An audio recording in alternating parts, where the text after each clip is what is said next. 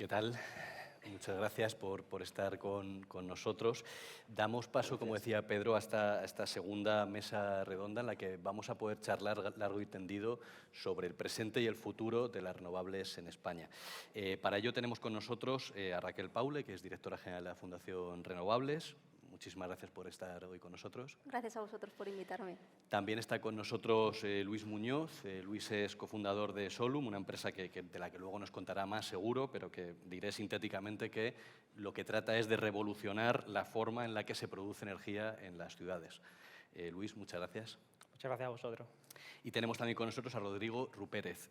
Rodrigo es consultor de Naciones Unidas para asuntos de sostenibilidad y energías limpias y es director general de Vortex Bladeless. Vortex Bladeless es una compañía que está desarrollando aerogeneradores sin palas, que es una novedad, yo creo que mundial. Seguro que luego nos podrás contar un poquito más al respecto, porque yo creo que es muy interesante. Como comentábamos en el primer diálogo del foro con Beatriz Corredor, tenemos muy fresco el PNIEC, que vio la luz ayer, este borrador de objetivos renovables, que es, como decíamos, mucho más ambicioso de lo que ya era en 2020, que era de los más ambiciosos de Europa. Yo quería preguntaros, y empiezo por ti, Raquel, si se puede ir incluso más allá de los objetivos, si se puede, si lo ves suficientemente ambicioso, por utilizar la misma palabra que decía antes, o si, bueno, es una muy buena piedra de toque que incluso se podría superar en un futuro. ¿Cómo lo ves? ¿Cómo ves el PNIEC? Bueno, yo creo que este nuevo PNIEC es mucho más ambicioso que el que teníamos ahora, acorde un poco a las últimas paquetes que ha hecho Europa, el Fit for 55 y demás, en la que hemos acelerado mucho la transición energética en Europa. Por ejemplo, hemos visto que las emisiones, por ejemplo, la reducción de emisiones ha subido al 32%, como bien ha dicho Beatriz, el porcentaje de renovables en energía final el 81%, y la potencia que se va a instalar, pues por ejemplo, la fotovoltaica ha aumentado 12 gigavatios, la eólica ha aumentado 12 gigavatios, la fotovoltaica casi por 2, la potencia que teníamos en el PNIEC versión 1, digamos así. Por ejemplo, los electrolizadores también han multiplicado casi por 3, antes teníamos 4 gigavatios de electrolizadores de hidrógeno verde y ahora tenemos 11, y sobre todo también si hacemos un poco. Nosotros desde la Fundación Renovables siempre nos gusta ver todo desde los dos lados, el lado de la oferta, es decir, el lado de toda esta potencia que se va a instalar, y el lado de la demanda, porque nosotros creemos que el cambio en esta transición viene desde el lado de la demanda, desde el lado del cómo consumimos esa energía, ¿no? Y siempre defendemos que la base tiene que ser la electrificación de la demanda. ¿Por qué? Pues porque también me revierto a mi anterior ponente, como bien ha dicho Beatriz.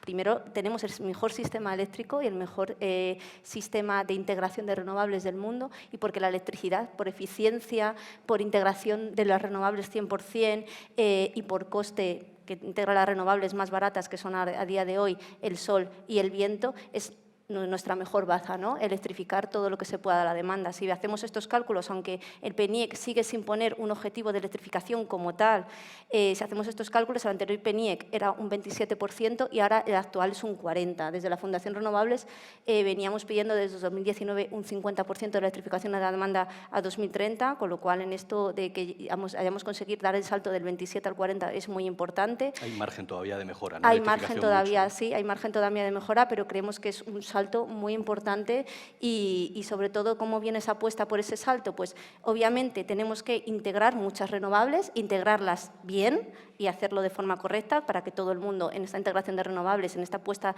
en marcha de todas estas plantas que se tienen que poner, se haga bien, y también tenemos que electrificar mucho ese sistema. ¿Cómo se va a electrificar? Pues sobre todo con vehículo eléctrico, la electrificación del transporte, que como hemos visto han subido un poquito el objetivo, que ahora son 5,5 millones de vehículos eléctricos. Antes eran 5, ¿no? Antes eran 5, pero ojo, es que ahora han metido los electrocombustibles, y ahí tendríamos que ver un poco cuántos electrocombustibles, cómo han tratado este tema, porque nosotros sabemos que los electrocombustibles son totalmente ineficientes. Teniendo el vehículo eléctrico no podemos apostar por una tecnología que ni está ni es eficiente y encima nos proporciona mucha más plantación de renovables, con lo cual eso sí que no, por eso no apostamos por los electrocombustibles. Pero bueno, como digo, serán esos 5 millones probablemente de vehículo eléctrico. Y luego también la rehabilitación energética, en la que tenemos que electrificar también nuestros consumos de calefacción. Donde también hay mucho camino que recorrer. Muchísima mejora ahora mismo. Y también ahí hemos visto que se ha mejorado el objetivo. Antes eran 1.200.000 viviendas rehabilitadas y ahora ha crecido a 1.377.000 o una cosa así. Con lo cual, bueno, esa parte de electrificación, de aumentar ese consumo de electricidad y disminuir ese consumo de energías fósiles, creo que sí que está muy contemplada en el PNIEC y es mucho más fuerte y mucho más consistente que la que teníamos en el PNIEC anterior. Luis, ¿cómo ves tú el PNIEC? Bueno, pues como comentaba, ¿no?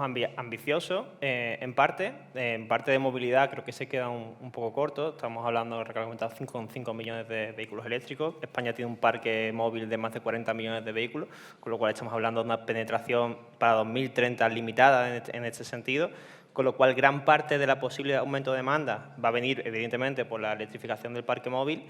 Y si tenemos tanta penetración o tanta promoción de parques de energía renovable, pero esa demanda no la aumentamos de forma proporcional, ¿qué vamos a hacer con esa energía? Que es la pregunta, ¿no?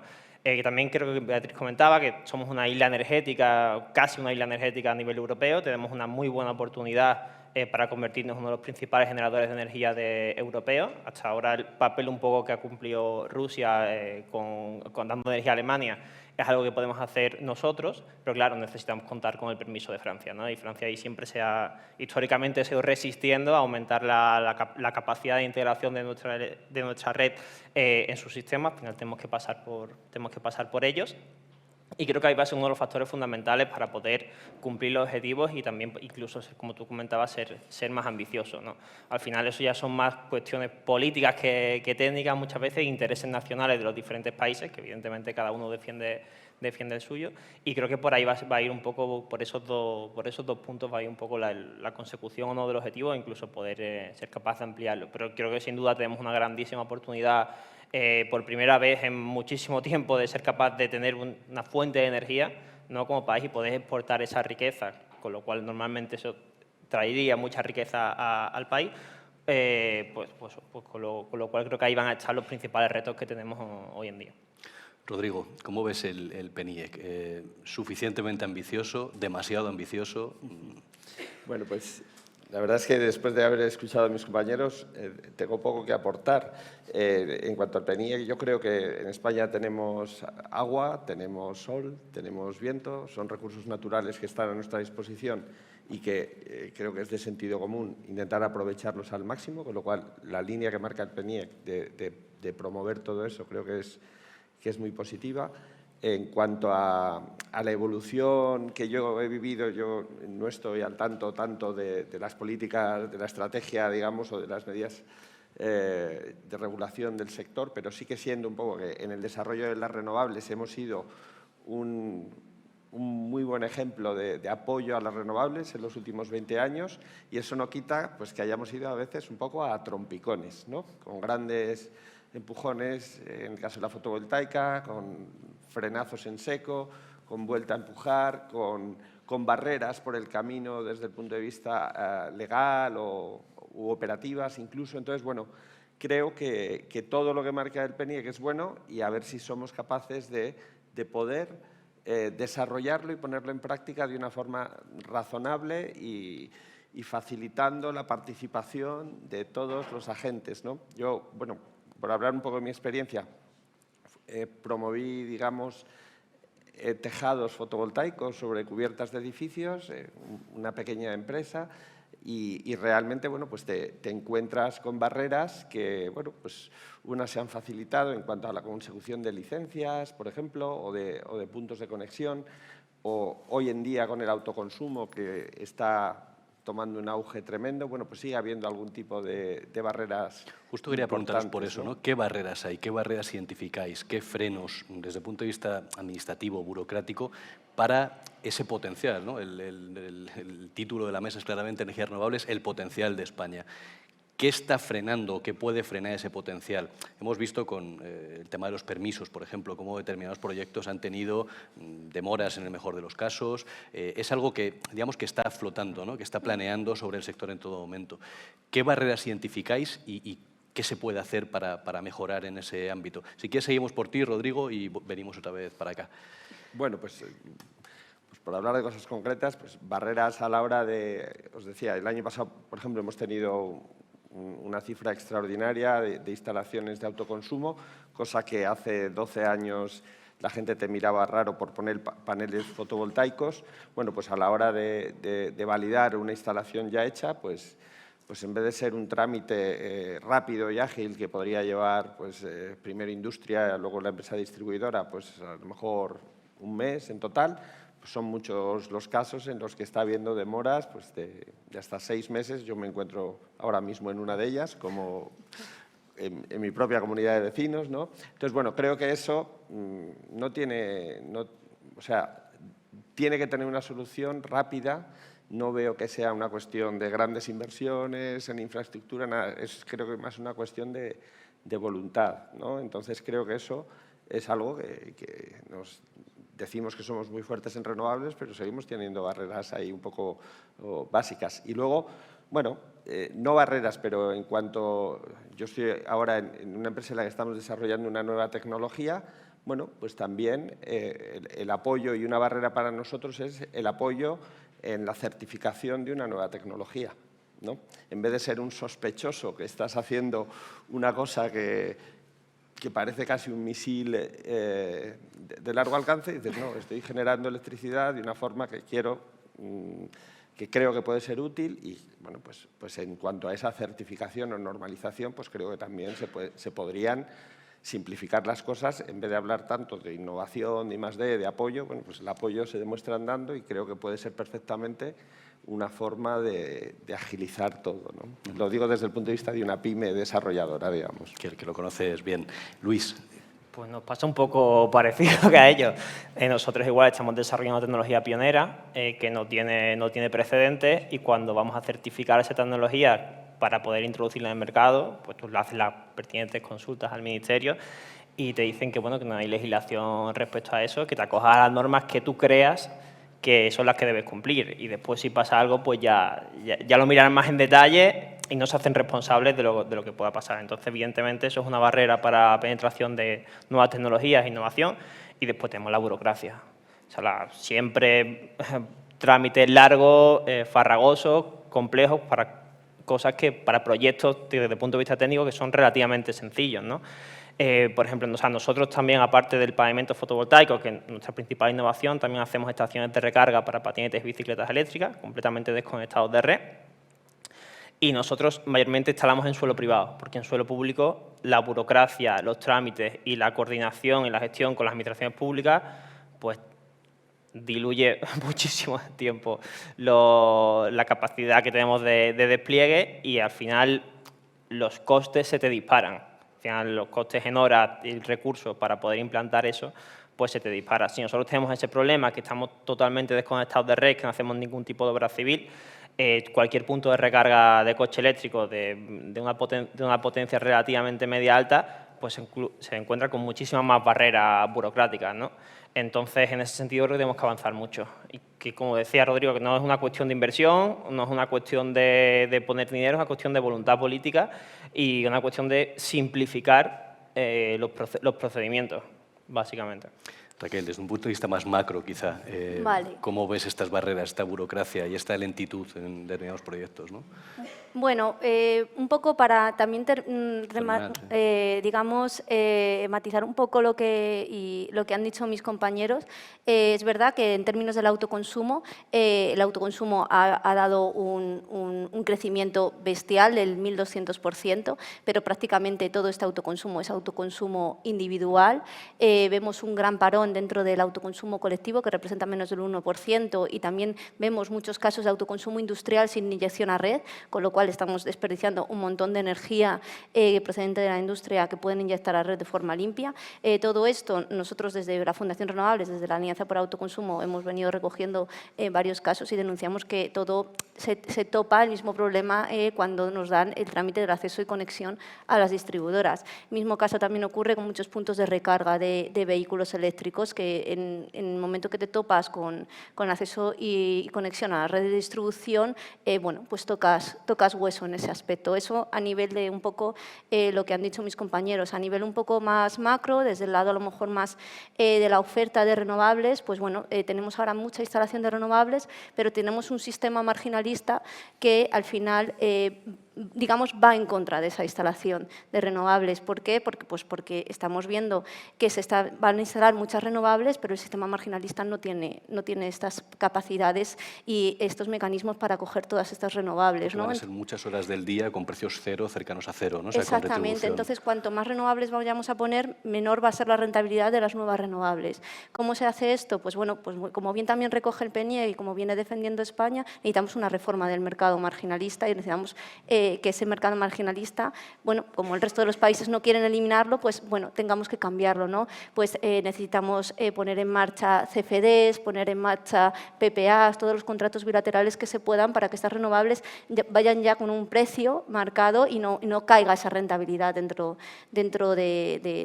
bueno, pues de los nuevos proyectos. Y también otra de las cosas es que no podemos instalar tantas renovables sin aumentar de forma también muy drástica el consumo de energía eléctrica, porque entonces también vamos a encontrarnos con... Es verdad que ahora mismo no tenemos tantos curtailments, digamos, estos excedentes de renovables, pero si vamos a instalar todas estas renovables de forma masiva y no electrificamos y no aumentamos nuestro consumo de electricidad, pues nos vamos a encontrar también pues, con otro cuello de botella, ¿no? Entonces, como bien decía Beatriz, hay que hacer el PNIEC en todo su esplendor y hay que poner vehículo eléctrico, hay que poner bombas de calor y hay que electrificar mucho. Electrificación, burocracia o freno administrativo. Y la tercera pata quizás la resistencia social en el caso de algunos grandes proyectos, que es una novedad relativamente reciente, pero que va en auge en algunos territorios, ¿no? ¿Cómo se puede lidiar con esto? ¿Qué se puede hacer que no se esté haciendo ahora? Se puede hacer. Yo creo que esto es otro problema, que es verdad que si nos lo dicen hace 3 años, pues nos sorprenderíamos mucho de que hubiera habido este movimiento, pero es verdad que han llegado, bueno, pues los puntos de conexión de los nudos, pues se liberalizaron, empezaron a llegar de forma masiva un montón de proyectos que se han ido poniendo pues, sin una ordenación de territorio, sin una planificación estratégica. Entonces, ¿qué ha pasado? Que se han encontrado muchos territorios con un montón de plantas alrededor de su municipio, con la red de evacuación también un poco, que cada una evacuaba en un sitio. Entonces, bueno, pues la gente, la ciudadanía que vive ahí, pues ha visto eso y ha visto una oposición social. Y esto es un problema muy serio porque sin una aceptación social de las renovables no vamos a conseguir una transición energética. Y además que la transición energética, como todos decimos y nos cansamos de decir, el ciudadano tiene que estar en el centro del sistema. Entonces, no lo podemos estar apartando a un lado como está pasando, ¿no? Entonces, ¿cómo se soluciona esto? Pues con muchos diálogos, con sentarnos a hablar y ver cómo podemos traspasar los beneficios que tienen estas plantas a la ciudadanía. ¿Cómo puede ser? Pues ayudando a toda esta ciudadanía en la transición energética, pues ayudándoles a hacer comunidades energéticas, poniendo puntos de recarga en los municipios, rehabilitando energéticamente a lo mejor los colegios o las viviendas que hay en esos pueblos, en esos municipios, para que también pueda volver mucha población que se ha ido a las ciudades pueda volver a estos municipios que muchas veces no tienen ya las casas con una rehabilitación como para poder habitarlas. Pues, o darles un porcentaje de acciones o de esto en las grandes plantas que se están poniendo. Luego también ayudando a estos municipios en que toda esta nueva, digamos, porque estos municipios cuando estas plantas se ponen en ellos van a recibir una cantidad de dinero debido al ICIO, debido al IAE, debido al IBI. Entonces, ayudando a estos municipios, al alcalde, a los concejales que hay en estos municipios, que muchas veces son gente que no tiene un sueldo y que van allí 2 horas después de tener su propio trabajo, entonces, que es una dedicación totalmente, digamos, por y para el pueblo, ayudándoles y poniéndonos un gestor que les ayude a decir, oye, mira, todo este dinero lo podemos invertir en pues, poner movilidad, por ejemplo, para cuando los niños tengan que ir o los jóvenes tengan que ir al instituto o a la universidad, a la capital, puedan tener una movilidad que los lleve y les traiga, no tengan que irse, digamos, a vivir allí. Que se puedan beneficiar de ello, ¿no? Claro, que toda una ese serie de beneficio. medidas que o incluso contratar a un técnico ya con ese dinero a tiempo completo para que ayude en ese pueblo. O sea, son muchas cosas, pero todas pasan sentándose a hablar y que haya un beneficio de traslado de todos estos beneficios económicos a los municipios. Luis, decía Raquel, sin aceptación social no habrá transición energética, o al menos no de la forma en la que queremos. ¿Tú cómo lo ves?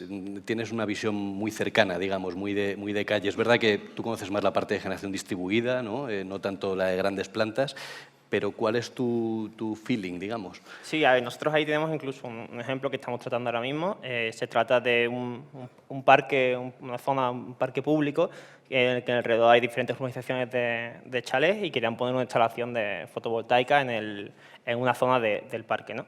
Y los vecinos se han manifestado en contra y se resisten a esa instalación por el impacto estético que tiene ahí una planta fotovoltaica en medio de un parque y no la quieren, ¿no? Entonces ahí también yo barro un poco para casa. Ahí entra en juego lo que se llama la fotovoltaica integrada en materiales de construcción, que es un poco lo que hacemos nosotros, ¿no? En pavimento fotovoltaico también hay fachadas, hay ventanas, hay mucho tipo de tecnología nueva, y creo que también eso es una nueva tecnología o una nueva forma de aumentar mucho la integración del autoconsumo en las ciudades. Al final, este tipo de tecnología fotovoltaica, eólica, tiene un gran impacto visual, un impacto estético que pues, muchas veces afea el entorno urbano. Eso también hace que haya resistencia al autoconsumo en determinados sectores y también en determinadas zonas de patrimonio, zonas históricas.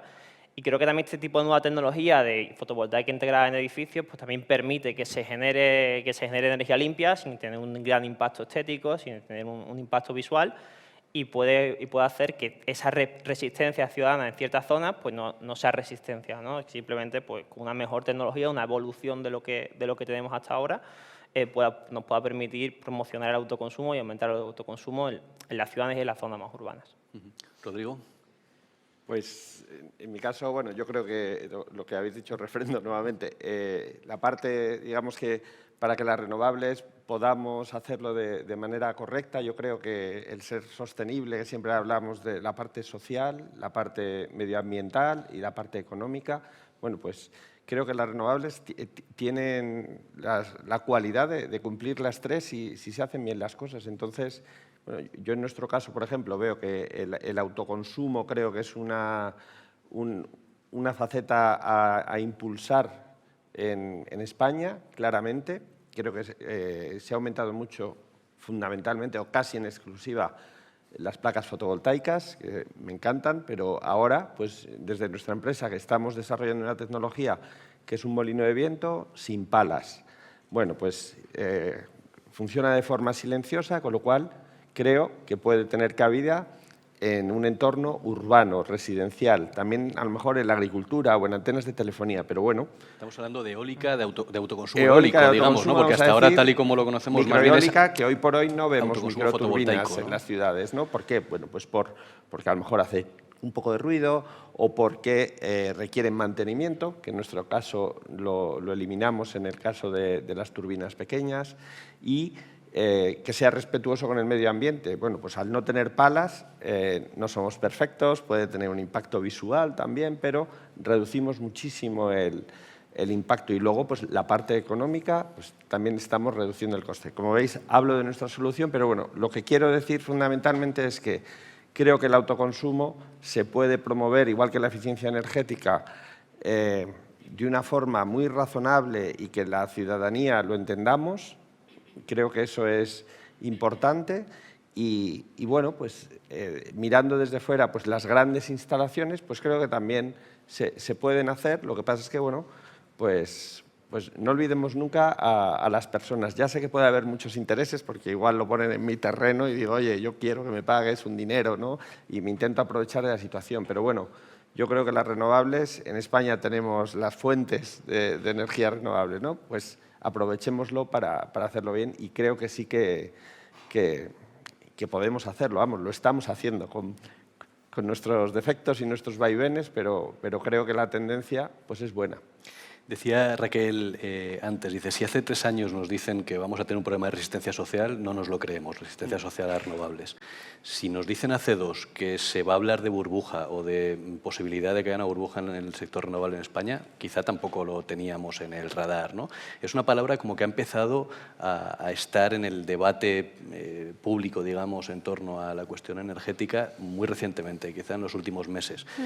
Yo os pregunto, muy sintéticamente, tenemos 1 minuto de reloj, ¿creéis que hay una burbuja? ¿Creéis que se puede llegar a generar o no? ¿Son temores infundados? Bueno, yo a día de hoy creo que no hay una burbuja, o al menos de momento. Lo que sí que creo es que hay, digamos, un cuello de botella de todos los proyectos que han venido en masa, digámoslo así, y que ahora mismo pues, esperan pues, todo el trámite de la evaluación de impacto ambiental, de trámites en general, y creo que ahí se está produciendo pues, una especie de carrera, ¿no? Digámoslo así. Sí que ha habido una burbuja previa, que creo que ha sido bueno, creemos que sí que ha habido, la de puntos de cuando se liberalizaron los nudos, ¿no? Y bueno, pero eso tanto Red Eléctrica como el MITECO cortaron ahí un poco por lo sano, porque ahí sí que se produjo una burbuja con empresas haciendo subasta para acceder solo al acceso de conexión, pero sin ningún proyecto detrás, vendiendo esos nudos a terceras empresas. Ahí sí que hubo un movimiento de especulación. Ahora mismo yo creo que lo que hay es eso, una especie de tapón, de carrera, de falta de ordenación, de falta de planificación territorial que nos ha llevado pues, a este pequeño embudo. Que muchas veces puede ser que haya proyectos que se puedan llegar a caer, por eso que hablábamos antes de la disminución de la rentabilidad. Entonces, pues vamos a ver cómo evoluciona todo esto. Luis. Bueno, pues un poco en la misma línea, ¿no? En principio, puede ser, pues seguramente no, pero depende también de los tiempos. Sé que hay muchos parques parados en espera de legislación, que tiempo es dinero y te va tirando la rentabilidad del proyecto y evidentemente una empresa, una promotora energética, si llega un momento en que los números no salen, pues tira el proyecto, ¿no? Entonces va a depender mucho de los tiempos de la administración en conceder los permisos a los parques. Rodrigo. Yo suscribo la opinión de mis compañeros en cuanto a la descripción de los parques fotovoltaicos. Pues si mira uno hace 15 años y hacia ahora, pues ahora son instalaciones muchísimo más grandes, en general promovidas por grupos mucho más fuertes, por las grandes eléctricas que antes, digamos, pues no lo miraban con el interés, no era su favorito, ahora vemos que muchas están detrás también. Bueno, yo sí que digo también que el tema del impacto medioambiental creo que es algo que se debe utilizar y ahí las administraciones públicas tienen la sartén por el mango si lo quieren hacer bien para que no se convierta ni en una barrera para el desarrollo de las renovables ni en un abuso para la población. Yo creo que se puede, si se quiere, hacer bien. Pues muchísimas gracias a los tres, ha sido un placer. Gracias. Muchas gracias.